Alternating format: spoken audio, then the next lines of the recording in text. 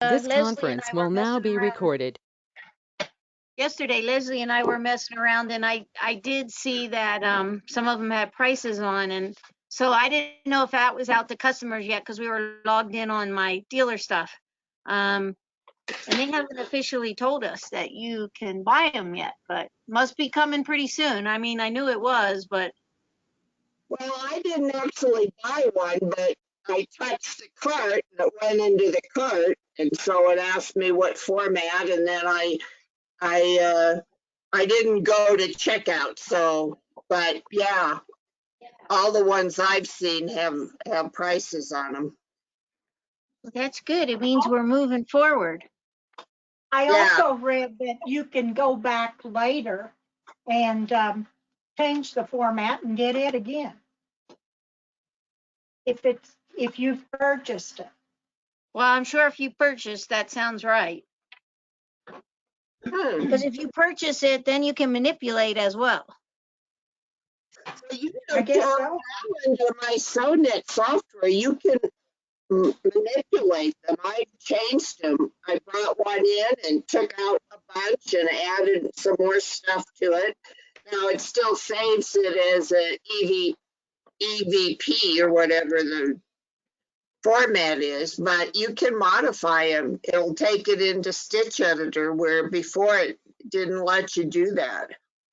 Well, yesterday, Leslie and I were messing around with something, and she had a design, and we were trying to send it to the machine, but she had duplicated it and resized it, and it wouldn't let us send it. So then we started experimenting, and then we just took it back to the original design, and then we could express send it.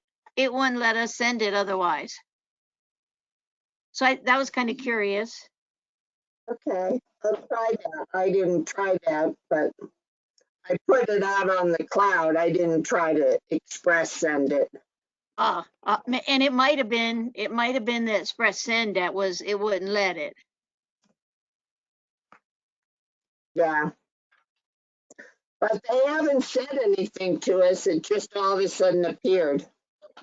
Yeah, I figure we'll be getting an email here shortly, but as of this morning, I still didn't see anything. And I talked to Ruth yesterday and she didn't tell me yet. So maybe they're doing it quietly without a mass thing. So everybody goes on there and starts seeing what. Maybe. Well, they can work out the bugs before they announce it. Yeah, which I think would be a fine idea. Yeah. That'd Right? be too easy. Yeah. Okay, I'm out of here. You guys are on your own. Judy? Yes, ma'am. Thank you. Uh-huh. All right. Good morning, ladies. Good Thank you morning. all for being here.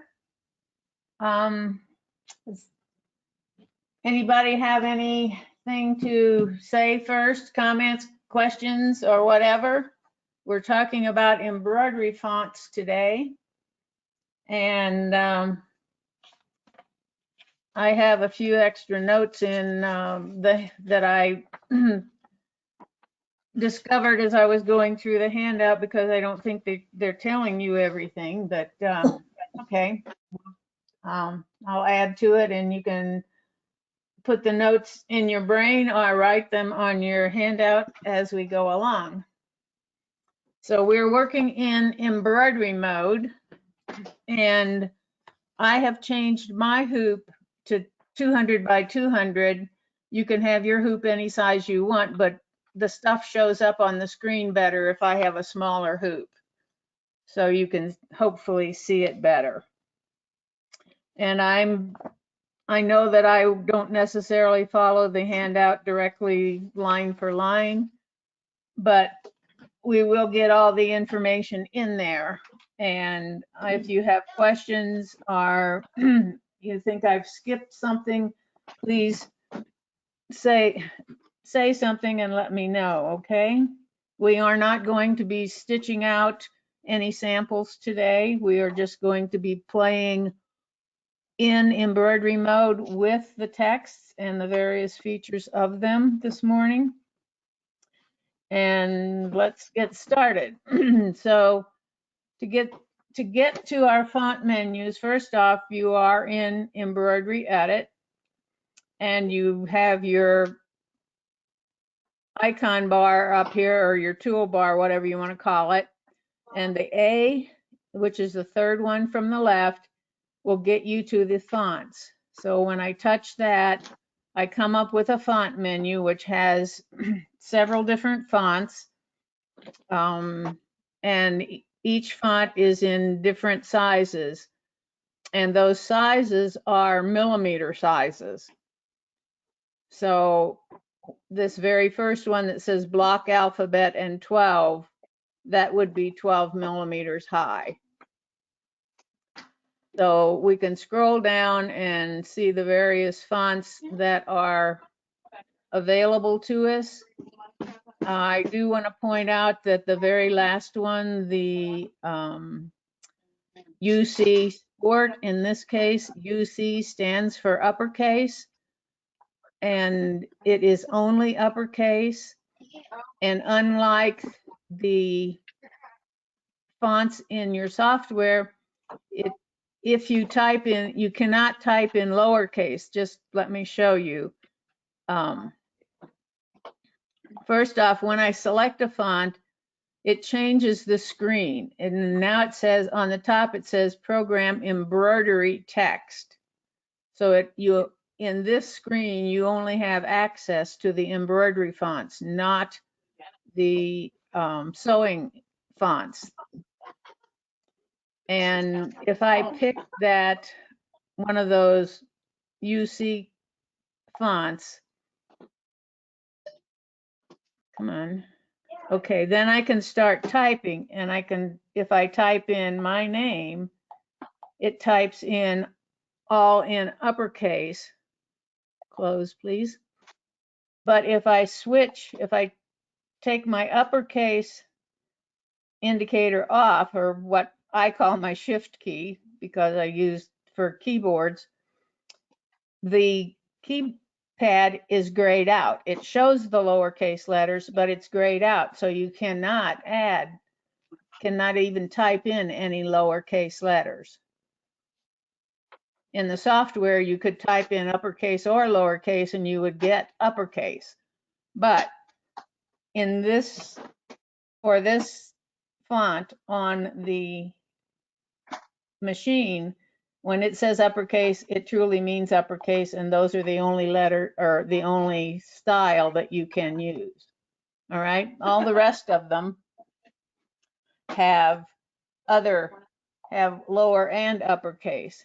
And while as long as you have not touched your check mark over here on the right hand side to go back to embroidery edit, you can change the style and the size of your font just by bringing up the font menu again and touching a different script or font thing.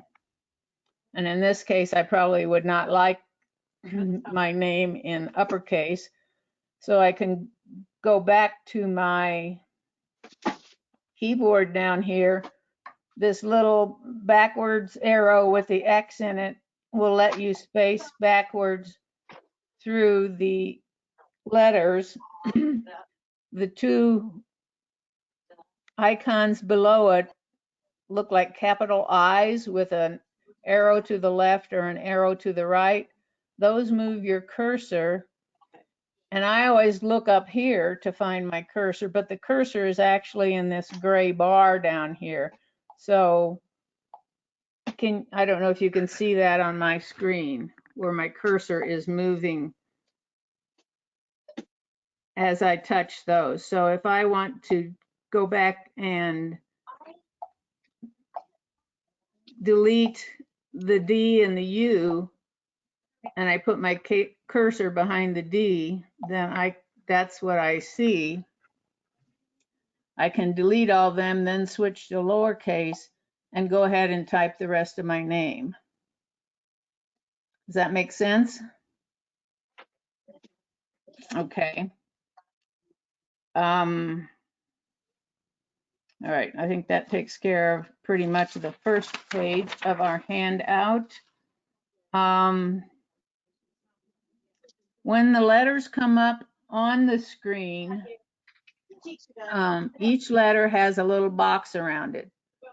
And the handout says that those boxes are red, and the box that's around the whole word is black. Well, to me, it's difficult to see that those are red, even me looking at the screen itself, not just on the camera. So it, actually they are, it's a very dark red. So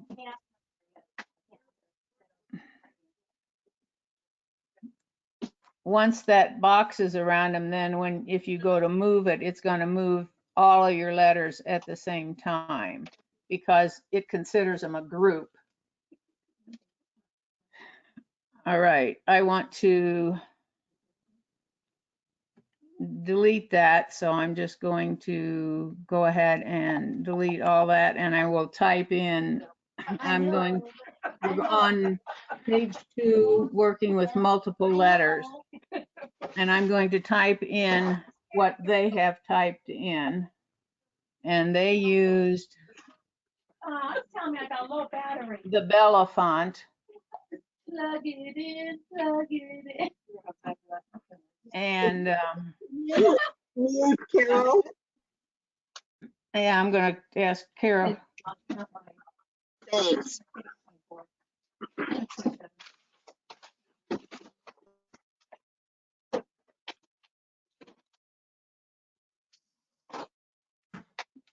Okay. All righty. Sorry, I just texted Carol to ask her to mute. Okay, so we've got uppercase and lowercase here. So the first letter is uppercase. When I touch this up arrow over here, which I call the shift key, to go to lowercase, the symbols for the letters appear in lowercase. So that helps me remember that I am in lowercase. So now I have the words love to sew. All right. If I touch the check mark now, it takes me back to my embroidery edit screen, but it also brings up the font menu. But I didn't mean to do that. I hit the wrong button, sorry. All right, now I can select that in embroidery edit and it's all one thing, and I can, move it, turn it, make it bigger, make it smaller, whatever I can do to designs in embroidery edit. If I want to change that, and this is not in your handout, so you may want to make note of that. If I go down to my edit icon down here, it's the one with the square and the pencil in it, that will take me right back into my embroidery text programming window, and I could then treat this just like I did when I was typing it. It's like I never had done anything to it in embroidery edit. However, if I do something to it in embroidery edit, like ungroup it or move some letters around, then I cannot use that edit again to come back into here. This is only if I've gone into embroidery edit and then decide I want to do something different to it, that I can use that edit feature to come back into the embroidery text window and manipulate the words more. Battery low. Okay. Any questions on that?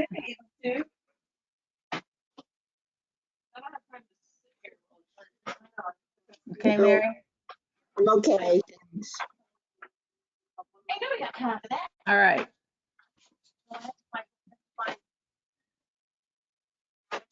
Okay, so I'm going to go back to embroidery edit. So I have that in embroidery edit. Then I'm going to come back into the fonts and I'm going to pick Palace Script 20. Okay. And I'm going to type in the words that they have down here, this how about you.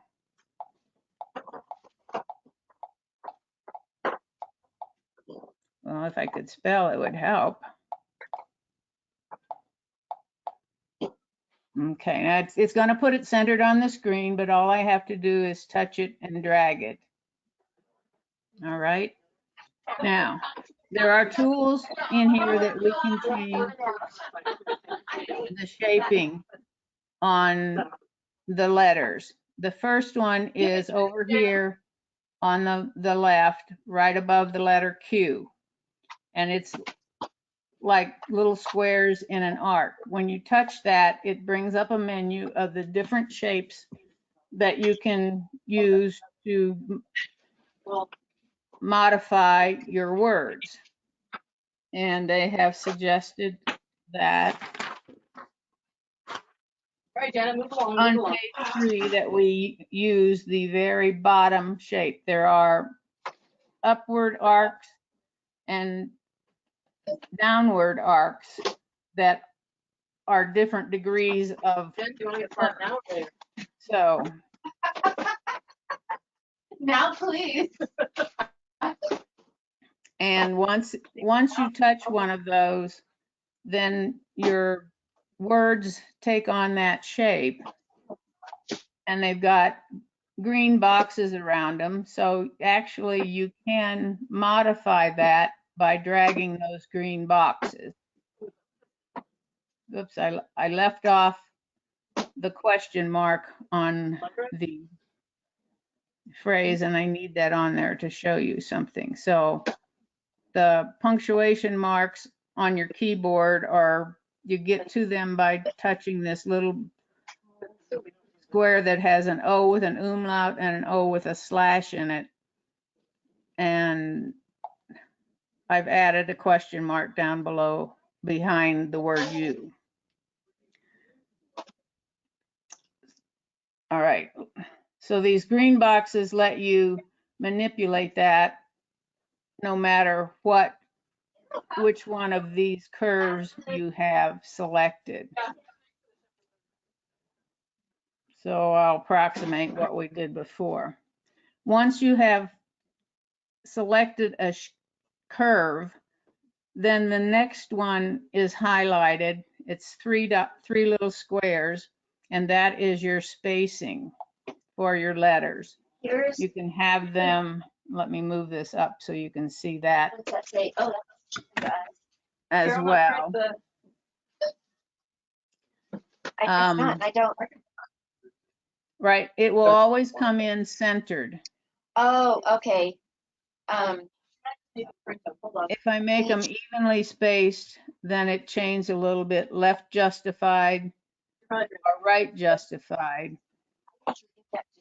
Will again change the spacing of that. If you have selected something besides evenly spaced, then this spacing bar down here is active, and you can change it to put your letters closer together or further apart. All right. Or you can center them. Left evenly spaced is your default, okay? The other thing that you can do over next to the check mark is another curve icon with squares. And when you touch that, that lets you either, and it's hard to see on this one, it's hard, it either stands your letters up straight or it makes them follow the line. And it's hard to see on that font. Let me move that one down and see if we can do it on this one. I can't. Okay. Because that's my current one. I can't go back to the love to sew. So if I do press the check mark, then it brings it into embroidery edit again. And I got to quit touching that. Thank you. And now I have both of them in there. If I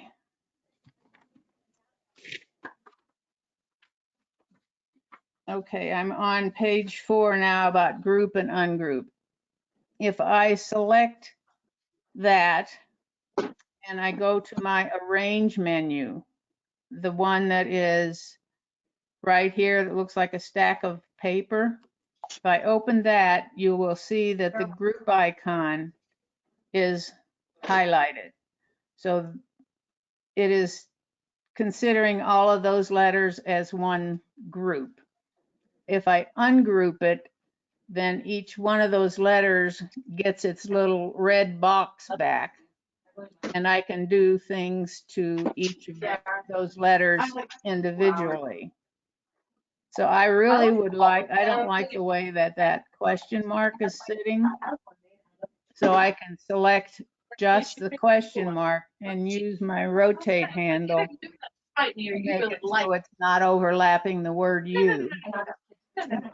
I'm making. You do what you want to do, but don't do it on account of me. Okay, does that make sense? I mean, curious. Is it working, Diane? Well, and just like spring chicken. Spring chicken in the winter. I make no freaking thing. Well, I texted Kathy last night because we got the new motor book back there. Oh, so I said, did you? Excuse me a second, ladies. Can you call and schedule a motor book? Well, she was just like, we just got a box and all these things. I'll try. We need her to come so we get her product in a timely manner. Because if someone orders in January and someone orders in March, who's going to get it first? I'll take the one in January, wouldn't you think? Can you mute, please? Oh, sorry.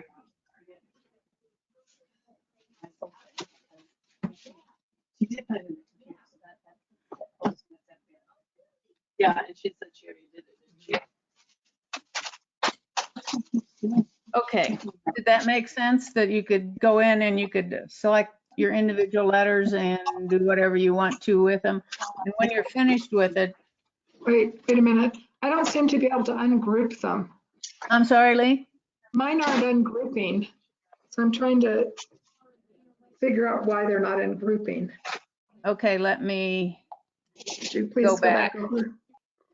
No, they're just staying in one. Okay, so is this what you have on your screen? No, Yes. they go out. She washed them because they were in Dawn's room. Carol, Carol, please turn off. There we go. Please. Thank you. Okay, now we can talk. Okay, sorry. Okay. This is what you have on your screen, right? Yes, right. Is your group icon highlighted like mine? Yes, but my top one, I just took my top one off. Okay. Okay, so now if you touch that group, do they split out? Yep, thank you. That was it. I had to touch it a second time. And the top one couldn't be highlighted. Okay, Thank your you. top one is multi-select. Okay. So yeah, I don't know why it was highlighted, but that does not go off. Multi-select does not go off automatically, and you have to remember to turn it off if you've used it. Okay, thank you. And that goes for both machines. Good. Thank you so much. This is really helpful. Okay. All right. So like and you can move up and down in your arrange menu by just swirling it up and down, if you will. Or if you're very careful, there's a little on the side there, you can see a little gray bar like you see on a computer as your scroll bar as you're touching it. But it's pretty touchy as to where you can find it or not. So if you should group them all back together once you've done that. So if you do the select multi, turn it back on, Lee, and touch all of the letters, including, you want to make sure that you get the spaces between your words.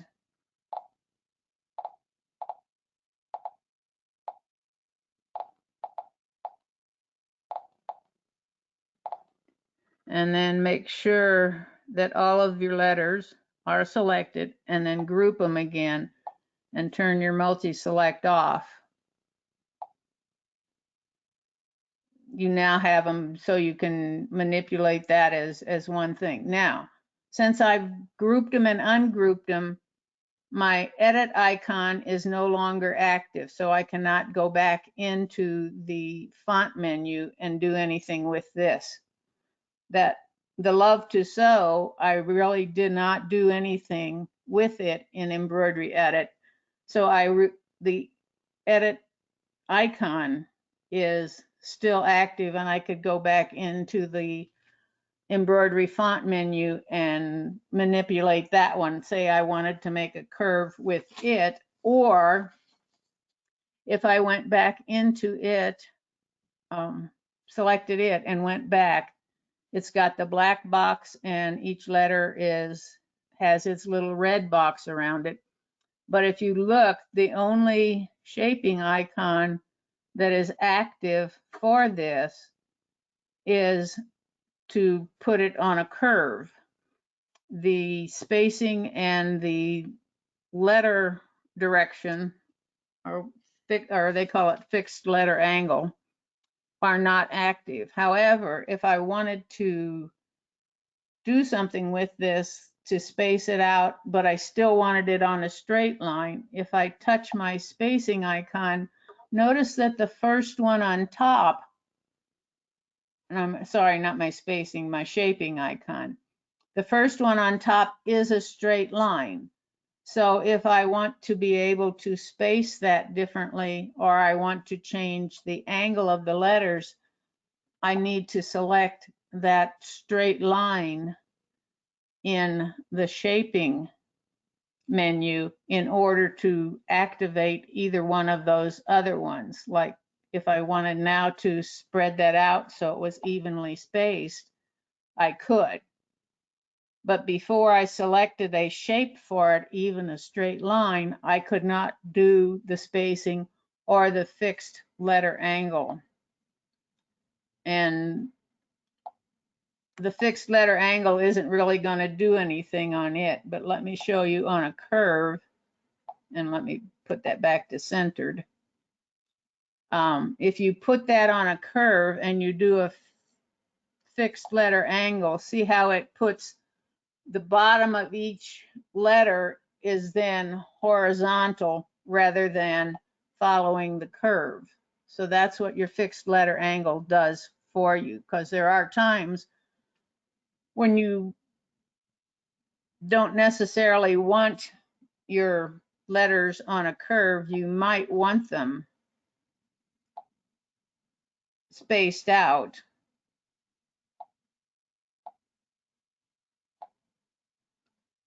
Say like that. And you might want them standing up straight instead of following the curve. So that's what that fixed letter angle does for you, which is kind of cool. All right, any questions on any of all of that? So now when I check mark that and I go back to embroidery edit, my edit icon is still active because I really haven't changed the love to sew with anything other than the embroidery font edit menu. All right.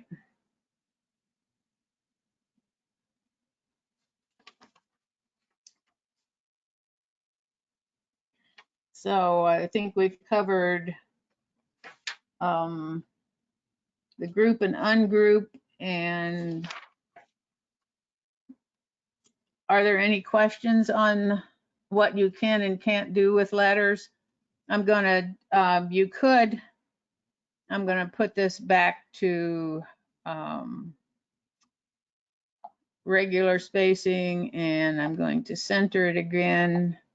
And now I'm going in embroidery edit, if I wanted to bring in a little design or something, I could. And I found one yesterday that was too big, but that's okay. Where was it? Oh, I know. It was in menu K. And there's a little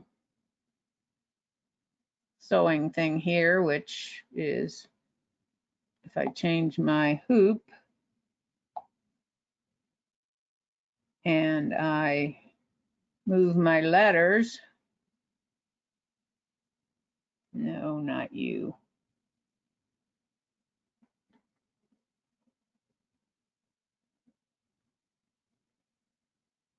I can put this little design in between them.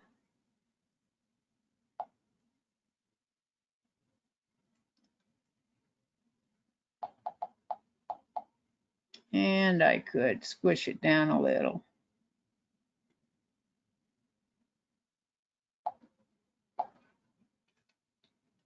So you can incorporate designs in with your letters and then stitch them all out. Any questions, Mary?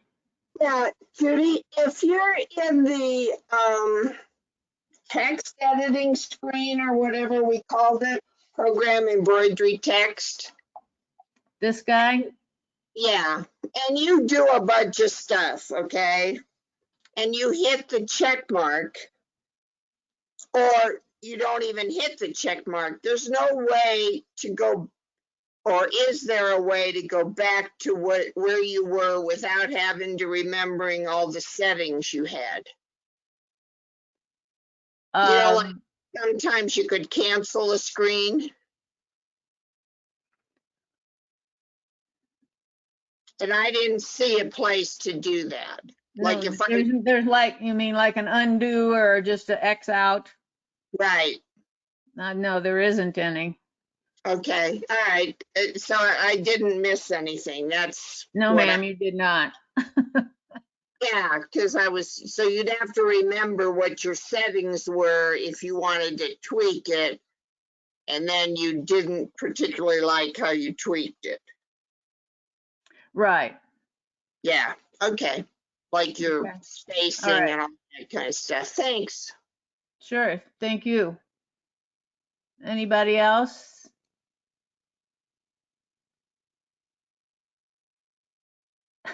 Diane keeps looking around the corner.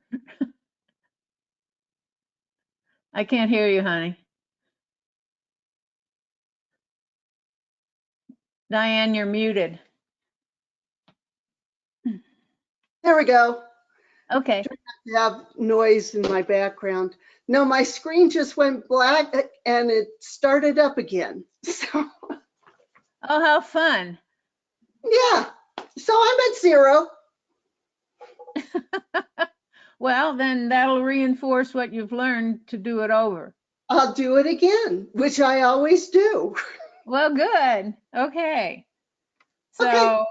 there's on page 6, there's a few suggestions as to how you can use this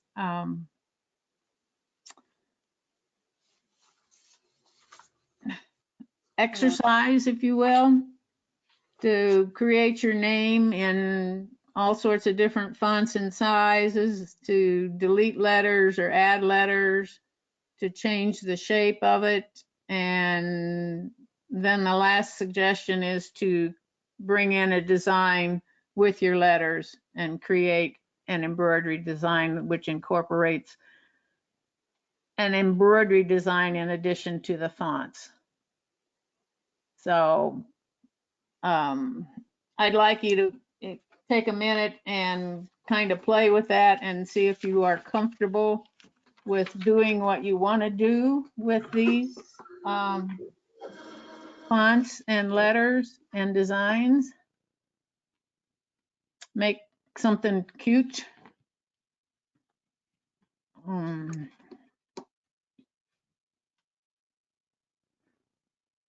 Maybe Marilyn wants to make a get well thing for her granddaughter.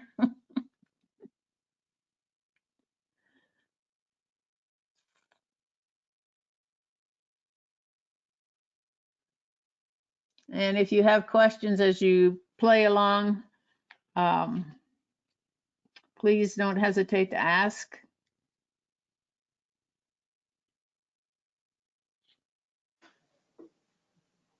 Okay, Judy, Yeah, Marilyn. if you've got like Love to Sew and How About You, and you push that little stack thing, can you go back to the keyboard from there? Okay, like I have Love to Sew selected up here. Yeah, mine I've got all together, I've got Love to Sew and How About You on there, and they're in one big square. And Did you accidentally group both of them? Go back to arrange and see if they are all in one group. yeah, okay. Which one's arrange?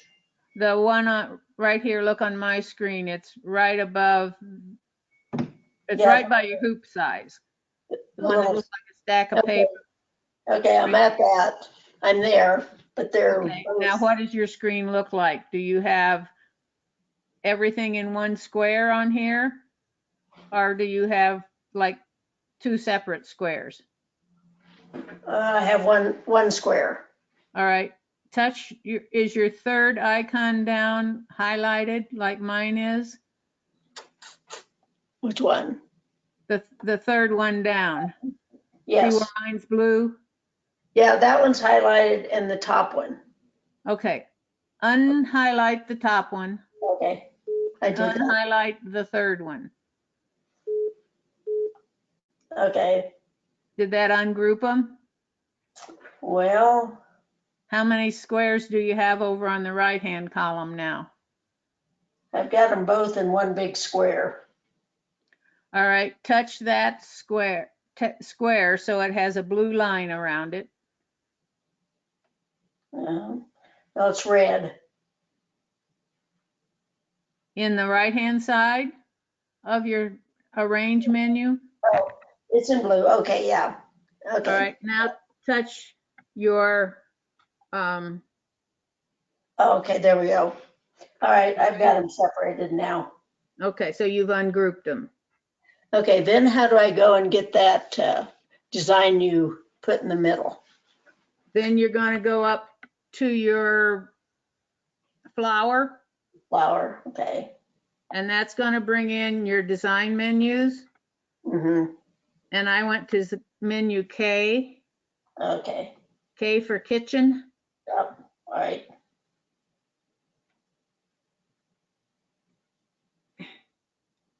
Okay, I see it. Okay, I got it there now. Yeah, I've never done this before, so not very good. Okay. All right, now I see what I got to do now, I think.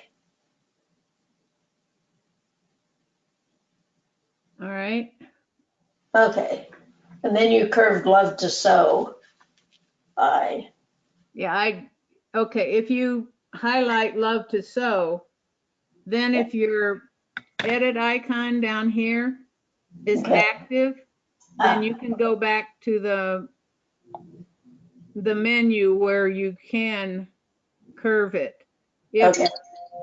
If only the left hand, if only the shaping icon is active, then you have to open that window or those and Okay. select the straight line. And then you can do the spacing and the angle of the letters. But if you just want to curve it, then you should just be able to do that with the shaping icon. Okay. All right. Okay. I got you now. All right. Okay, thanks. Sure. Anybody else? Anybody make a really cool design?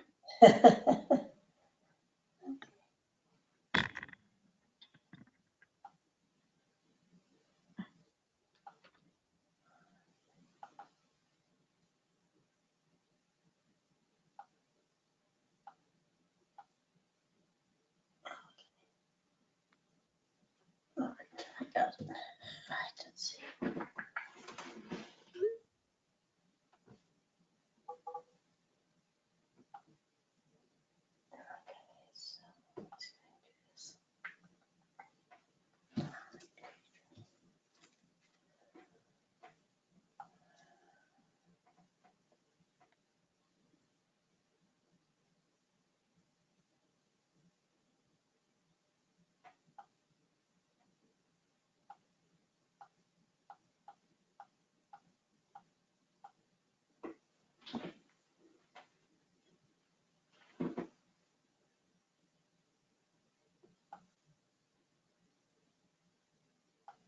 I remember when I first wanted to do this, I went to the film strips that we have in our machines, and that was a great way to get started, but this is a lot more detailed than that is. So thank you. Oh, you're welcome. You can't quite do all the things that you can do with letters in the software, but it's pretty handy. I mean, you can do quite a lot. Yeah, and it's neat how it shows us in our machines, in the very beginning, that we can just look at it and figure it out. That's pretty impressive. But we don't learn about all those details of turning it up and down, and so thank you, it's great. Like I said, they didn't put all the information I would have liked them to into the instructions, but so I try to tell you as much as I can.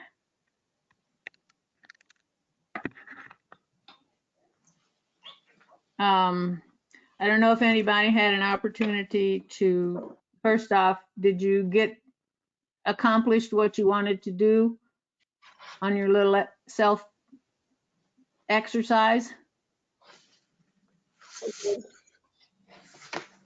Okay.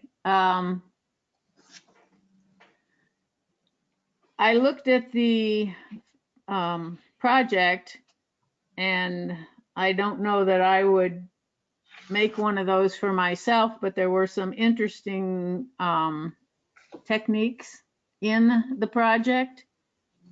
And one of them is has to do with piping, which I am very fond of piping, if you haven't heard that before. And if you like piping, and if you haven't tried it, I would suggest that you try it. And if you have done it and haven't had much luck with it, I invite you to ask questions now about it, and let's see if we can figure out how to make it fun for you. So has everybody done some piping? Okay, and are you happy with your results?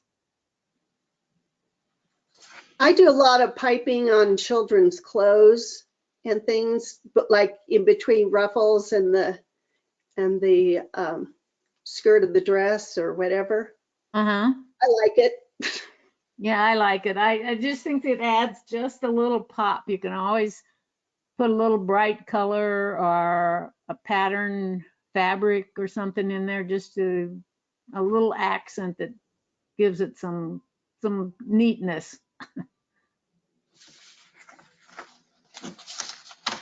So what's the technique in the project that you thought was cool about? Okay, if you look at, go to page 5, okay?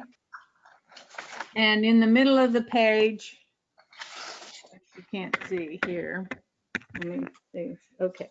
In the middle of the page, you see this drawing, okay? And on that drawing, let me get my camera stabilized here. I got Okay. all these different toys. Notice that the piping it's on the inside of the border, but it doesn't just go to the corner. They used four separate pieces of fabric, each with piping on them. Okay. Hold still, camera. So, and they sewed those on as borders, but they didn't tuck the corner. I mean, like they didn't, when you normally put borders on a quilt, you put like a piece on the top and a piece on the bottom. And then you cross those two pieces with the side pieces. But here they put them on, like they put the bottom one on, and I can't find it in the camera. They put the bottom one on first, and they overlap each other. I don't know how to say this. Instead of the top two pieces ending at the edges of the side pieces, they laid them down more in a roundabout fashion so that the end of the piece goes all the way, one end goes all the way to the edge of each piece. And I thought that was just different, and it was, kind of cool. Yeah, I see what you're saying now. So I haven't read the whole thing. Did they attach it sort of like you do on a log cabin? Yes, that's a good way to say it, Mary. It's more like a log cabin technique. Oh, okay. Yeah, that's interesting looking. Yeah. Yeah. I And wouldn't have then if you look up, above that, the two little pictures above that, they tell you to, scoot the fabric back on the piping and then cut that excess piping off. So like down here, you have fabric under there, but you don't have a lump of the piping cord. You've cut the cord off. You haven't actually cut the piping itself off, but you've cut the cord off. Okay. And I thought that was a cool technique. And then it took me a while to figure out why they made the two side borders. They made them extra long, and they used the quilt binder tool to put those on, but they had like 2 inches extra on each end. Well, what happened was they they went ahead and they sewed that 2 extra inches with the quilt binder, and then they rolled it up, and that's how they attached the tassels to it, with that rolled up binding from the quilt binder.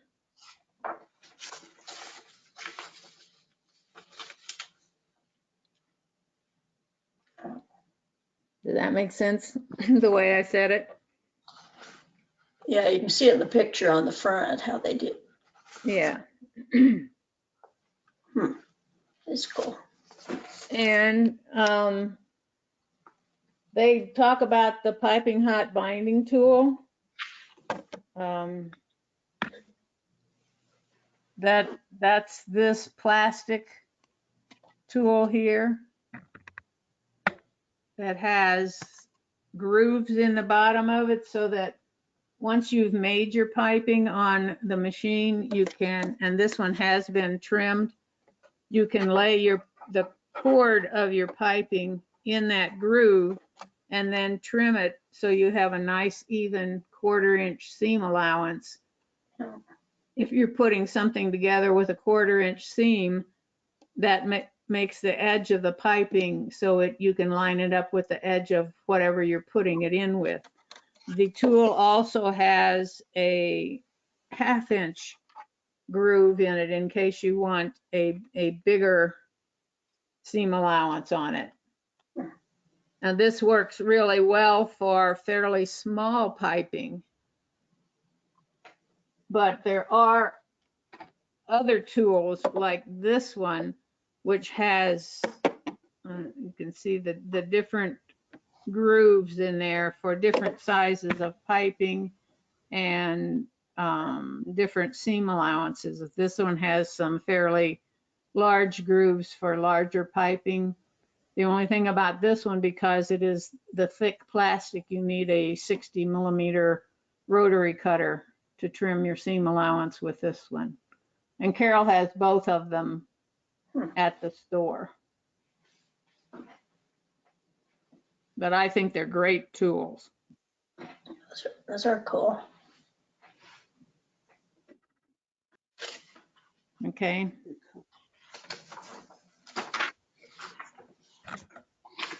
So, and I like, if I'm going to do piping on something that is straight, you know, like this project in this exercise, those are just straight pieces of piping. Then to cut it on the straight of grain is fine.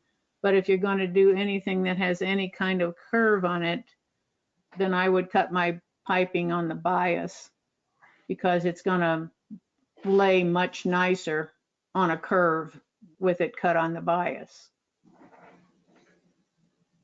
Okay. Any questions about any of that?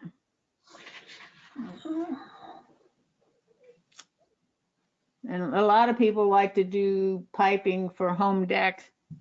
And for that, you're probably going to need to use a zipper foot to sew your piping because there's no foot that's going to have a big enough groove in it to go over the piping. So there are a lot of feet you can use for piping, depending on the size of your piping cord and what you want to do with it. Okay. Any questions, any comments, any show and tell? No, just need to practice.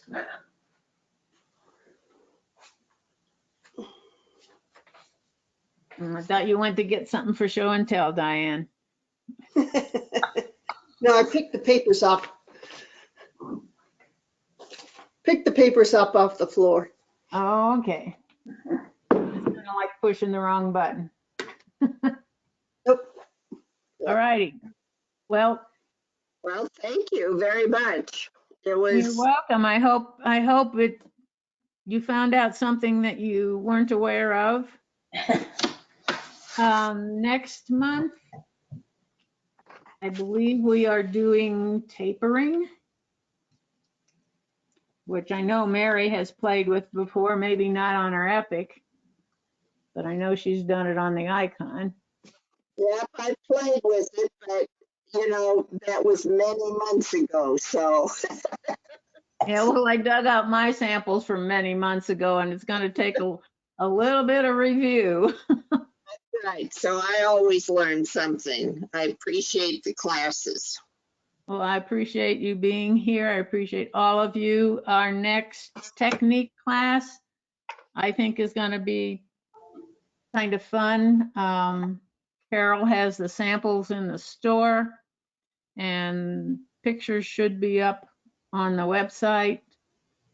We will be doing some applique using the applique creator. Plus, we will be creating our own applique without the applique creator. And again, we will be using some fonts and some other stitches. So it'll be a fun class. Good. Good, Is that- thank you so much. Sounds like fun. Yeah. It does. It is fun. Thanks, Thank you, Judy. ladies, for being here. Thanks for letting us play with you. Thank you, Judy. Thanks, All Judy. right, have a good day. You too. Stay out of the rain if you can. Yep. It'll be warm at the techniques class. Keep hoping. Okay, well, we'll see you. Bye. Thanks, Right. Judy. And thank Thank you very you. much, ladies. Thank you. Bye. Carol Foss, you're unmuted. I am. I was listening the whole time and I was working right along with you. Did it work okay for you? You know, it did, but I had that same problem when I started out and I had some things on the screen. My machine just shut down. Well, that's rude. I know, and then it started up again. They kind of do whatever they want sometimes, and that's interesting. I think it was a little bit angry with me that I hadn't had it on in a while. Oh, okay. Speaking of that, I did on my Sew-ciety software. Yes. If you're not into that fairly frequently, you can get unactivated. Oh, Basically. okay. So that's what happened to me on my laptop.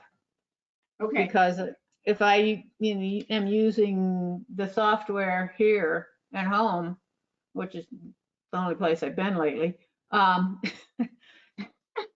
I, hang on a second.